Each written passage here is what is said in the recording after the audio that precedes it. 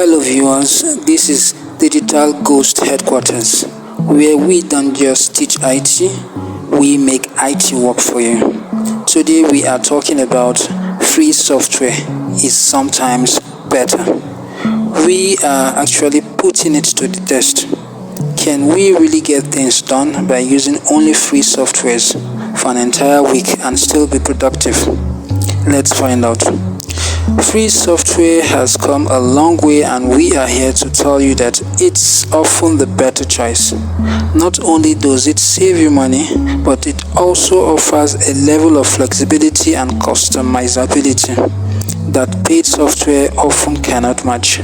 From operating systems to productivity tools, there are countless options available that won't dent your wallet.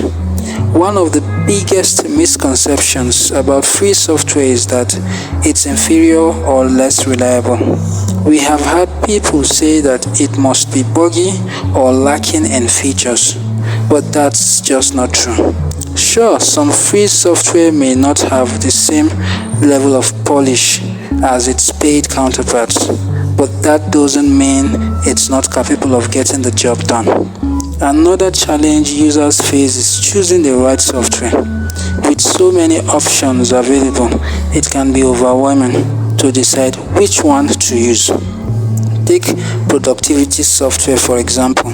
You might assume that you need to shell out big bucks for something like Microsoft Office, but there are free alternatives like LibreOffice that offer many of the same features. Is it graphic design? No problem. GIMP is a powerful and free alternative to Adobe Photoshop.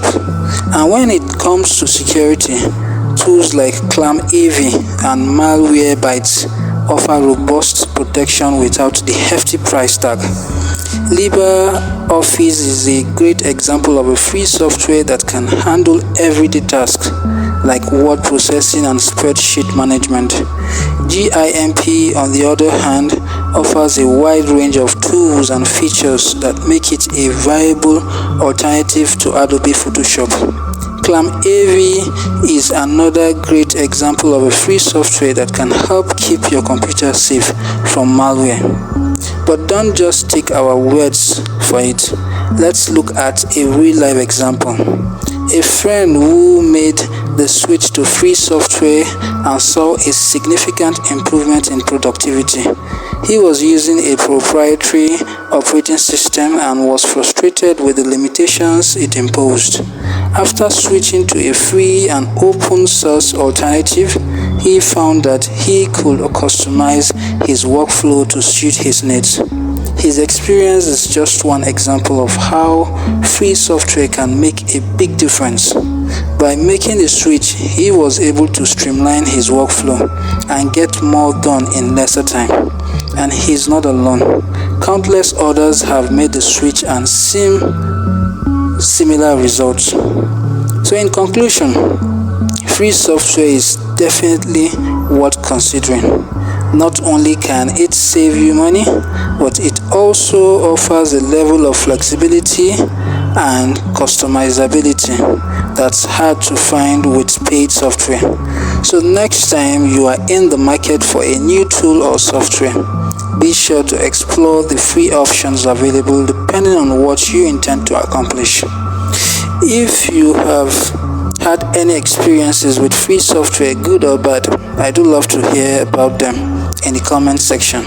And if you are interested in learning more on topics like this, be sure to check out my other videos. And again, please smash that subscribe button and ring the notification bell so you don't miss out on our future episodes.